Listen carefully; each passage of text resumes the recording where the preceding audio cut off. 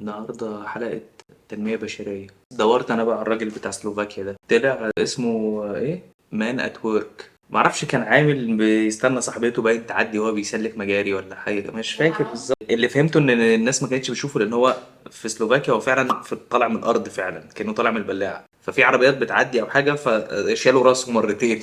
لا مش الراجل الحقيقي، التمثال. حطوا علامة قبله عشان الناس تخلي بالها هم معديين. انا ما عملتش مقدمه للحلقه دي، الحلقه دي هتبقى من غير مقدمه. معلش، شويه ما وراء الكواليس اللي في الاول كده، وبعد كده الانترو على طول خبط لازق.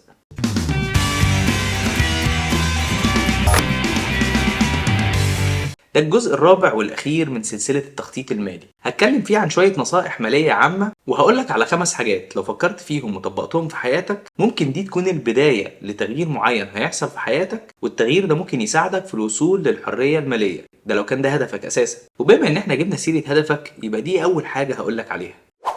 لازم تعرف ان وجود هدف مالي او استثماري في حياتك مهم جدا. مش بس كده، وجود اهداف واضحة ومحددة في حياتك عموما مهم جدا. لما بيكون عندك هدف ده بيخلق جواك الدافع والحافز اللي بيخليك تحاول توصله، مش بس في الايام الحلوة والايام العادية. لا، الأهم من كده إن الدافع لتحقيق هدفك بيساعدك إنك تقوم وتتحرك وتشتغل في الأيام الصعبة وفي الأيام اللي ممكن تحس فيها بكسل، وإنك بتفكر تستسلم لفكرة سلبية أو لأي معوقات أو مطبات من اللي ممكن تظهر لك في طريق وصولك للهدف بتاعك. الهدف كمان بيكون زي البوصلة اللي بتوجهك في طريق الحاجات اللي أنت محتاج تعملها علشان توصل لهدفك. وده ببساطة لأن أنت لو مش عارف أنت أصلا عايز تروح فين، يبقى مش مهم نهائي أنهي طريق هو اللي هتمشي فيه، وهتبقى عامل زي اللي وقف تاكسي وسأله توديني فين وتاخد كام. سواق التاكسي رد عليه وقال له خليك هنا وهات اللي تجيبه. مادام مش عارف عايز تروح فين، يبقى ايه اللي هيخليك تتحرك من مكانك اساسا؟ لو عرفت ايه هي اهدافك، يبقى هيكون سهل عليك جدا انك تحدد من خلالهم ايه هو هدفك الاستثماري، وطبعا ده اللي ممكن يساعدك انك تعرف ايه هو احسن استثمار بالنسبة لك. وعلشان جبنا سيرة أحسن استثمار، فهي دي تاني نقطة عايز أكلمك فيها، وهي إنك لازم تحدد إيه هو الاستثمار المناسب ليك أنت. ودي حاجة بتخليني أستغرب جدا لما يجيلي رسالة أو أقابل حد ولاقيه بيسألني ويقول لي ها إيه هو بقى أحسن استثمار. ببقى عايز أرد عليه وأقول له أحسن استثمار لمين والإيه والإمتى. كل دي أسئلة أنت لازم أصلا تبقى عارف إجاباتها قبل ما تسأل إيه هو أحسن استثمار. افرض ان انت عايز حاجه تدخلك دخل شهري، وانا رحت قايل لك احسن استثمار هو الذهب، يبقى انا كده لبستك في حيطه. لان كان ممكن يكون احسن استثمار ليك هو استثمار يكون بيطلع ارباح دوريه تغطي احتياجاتك دي، زي الشهادات او الاسهم اللي بتوزع ارباح مثلا. او افرض مثلا ان انت معاك مبلغ تكون تعبت واشتغلت وضحيت بحاجات كتير قوي علشان تكونه، وبقى هو يعتبر تحويشه عمرك وانت واهلك وعيالك معتمدين عليه. لو جيت انا بقى قلت لك ان احسن استثمار ليك هو انك تحط فلوسك في البورصه او تضارب بيها في العملات، يبقى انا كده بقول لك اي كلام وبضللك. وده لان بالرغم من ان دي استثمارات ارباحها عاليه جدا، لكن برضه المخاطره فيها عاليه جدا. فما ينفعش انصحك هنا بانك تغامر بتحويشه عمرك وتحط كل الفلوس اللي انت واهلك معتمدين عليها تماما. طبعا كل واحد ليه ظروفه المختلفة عن التاني، ولازم تعرف كويس قوي، وزي ما قلت قبل كده كذا مرة، مفيش حاجة اسمها احسن استثمار. لان الاستثمار المناسب ليك واللي ممكن تكسب منه كتير قوي ممكن يكون هو استثمار تعيس لحد تاني ويخسره كل حاجة. مش لان الاستثمار ده وحش، لكن لمجرد ان مش هو ده الاستثمار المناسب للشخص ده بظروفه دي، وكمان باحتياجاته واهدافه المادية الخاصة بيه. وعلشان كده اوعى تصدق الخبير المالي الاقتصادي البتنجاني حتى لو طلع مع اشهر اعلامي في اكبر برنامج وراح قايل حاجات زي احسن استثمار هو الاستثمار العقاري، او الذهب عمره ما بيخسر، او السهم الفلاني اكيد هيطلع. كل ده كلام في الهجايس، مش لان الاستثمارات دي وحشه، بالعكس دي اغلبها فعلا استثمارات مربحه، لكن لمجرد انها ممكن تكون مش مناسبه ليك حتى لو كانت مناسبه لغيرك. انما انت بقى لو مصر قوي يعني ان انا اقول لك ايه هو احسن استثمار، ماشي يا سيدي هقول لك ايه هو. وهي دي تالت نقطة عايز اكلمك عليها النهاردة. احسن استثمار هو انك تستثمر في نفسك. لازم تفهم كويس قوي ان الكون مش بيكافئك على وقتك ومجهودك وخبرتك، الكون بيكافئك على النتيجة.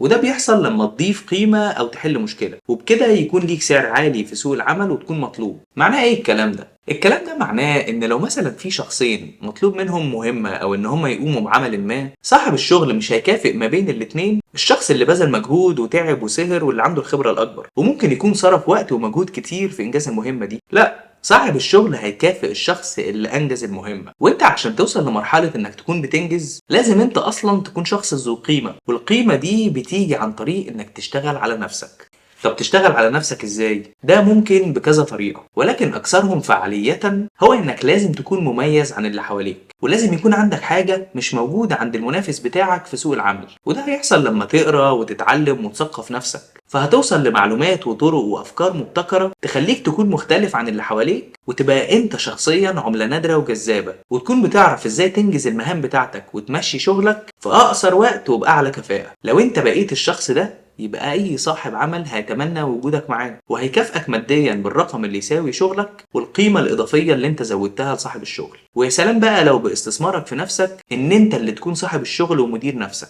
ساعتها هتلاقي العائد بتاع كل وقتك ومجهودك اللي انت بذلته في انك تحسن من نفسك بيترد لك أضعاف من خلال المكسب المادي اللي ممكن تحققه لنفسك في شغلك. وافتكر براين تريسي لما قال نقلا عن جيم رون إن تحقيق المليون التاني أسهل بكتير من المليون الأولاني، لأن المعضلة مش في تحقيق أول مليون، المعضلة في إنك تكون البني آدم اللي محتاج تكونه علشان تكون أول مليون. التزامك ومثابرتك وثقافتك والمجهود اللي بتبذله، وبعد ما تتعلم إنك تكون الشخص ده مش هيكون عليك غير إنك تكرر نفسك تاني، وبالتالي المليون التاني هيكون أسهل من المليون الأولاني. رابع نقطة عايز أقولك عليها هي إنك تصبر وما تستعجلش. في ناس كتير موقفة حالها في التحويش والاستثمار لأنهم شايفين إن ده مشوار بعيد، وفين على ما أوصل للحرية المالية وإني أكون غني ومستقل ماديا، وده ممكن يخليهم ما يبتدوش أصلا. أقولك على معلومة صادمة، مفيش حاجة اسمها إنك تغتني بسرعة إلا لو ورثت أو كسبت النصيب، أو لو كان حظك حلو قوي، أو لو عملت حاجة غلط. انت علشان تعمل فلوس لازم تتعلم وتحسن من نفسك وتشتغل وتتعب وتفشل وتقع وتقوم وتقع تاني وبعدين تقوم تاني وتعافر وتستمر وتصبر وبعدين تنجح. فكرة انك تدور على الفانوس السحري اللي هيحقق لك احلامك كلها بين يوم وليلة دي موجودة في الافلام وفي الحواديت وبس. في امثلة كتيرة قوي على النجاح بعد الصبر، ولكن من اشهرهم هو وارن بافيت، واحد من اغنى اغنياء العالم. تصدق بقى ان اكتر من 99% من ثروة وارن بافيت كونها بعد سن ال50، لانه في سن ال50 كان غلبان قوي يا عيني، وكانت ثروته 375 مليون دولار بس. وارن بافيت دلوقتي معدي سن ال90 وثروته النهارده اكتر من 110 مليار دولار، وناقص ال 375 دول عملهم كلهم بعد سن ال50. خلي بالك من حاجة مهمة قوي في قصة وارن بافيت دي، الراجل ده ابتدى يستثمر وهو عنده 11 سنة، واكتر حاجتين كسبوه بجانب مهاراته في البورصة هما الارباح التراكمية والوقت ده يعني الصبر. اصبر وما تستعجلش، بس طبعا ده مش معناه انك تصبر وبس على كده، المقصود انك تصبر وانت شغال وبتتحرك. وعلشان تشتغل وتتحرك ده هياخدنا لاخر واهم نقطة في ال5 نقط بتوع النهاردة. النقطة الخامسة هي إنك لازم تتحرك وتاخد أكشن. من أكتر من 20 سنة كنت بسمع محاضرة لطارق سويدان، وحكى فيها قصة عن شخص كان فقير فقر مضجع، وبعدين الشخص ده بعد شوية تحول لشخص غني جدا. فسألوه هو أنت إزاي بقيت مليونير؟ قال لهم أنا عملت حاجتين وحاجتين اتنين بس، أي حد يعملهم ممكن يبقى مليونير. الناس استغربت، قالوا له إيه الحاجتين دول؟ قال لهم أول حاجة فيهم قررت إني أكون مليونير. قررت، مش يا ريت او مش بودي، قررت اني اكون مليونير. وتاني حاجة حاولت اني اكون مليونير. وهو ده مربط الفرس، انك تقرر وتحاول دي يعني انك تعمل.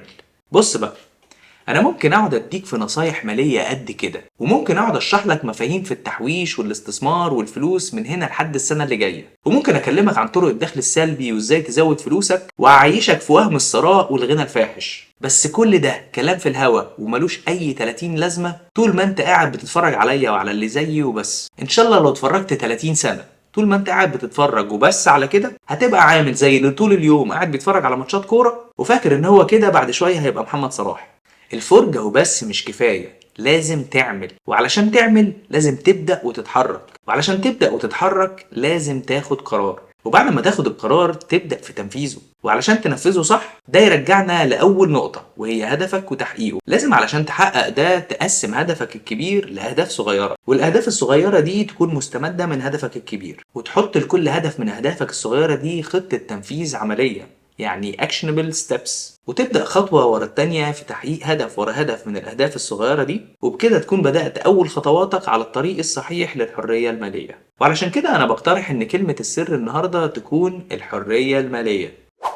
هديك بقى دلوقتي خلاصة الحلقة والخمس نقط اللي فيها. حدد هدفك، اعرف ايه هو الاستثمار المناسب ليك علشان توصل لهدفك، اشتغل على امكانياتك واستثمر في نفسك، اصبر وما تستعجلش، واخر نقطة قوم وابدأ اتحرك من النهاردة.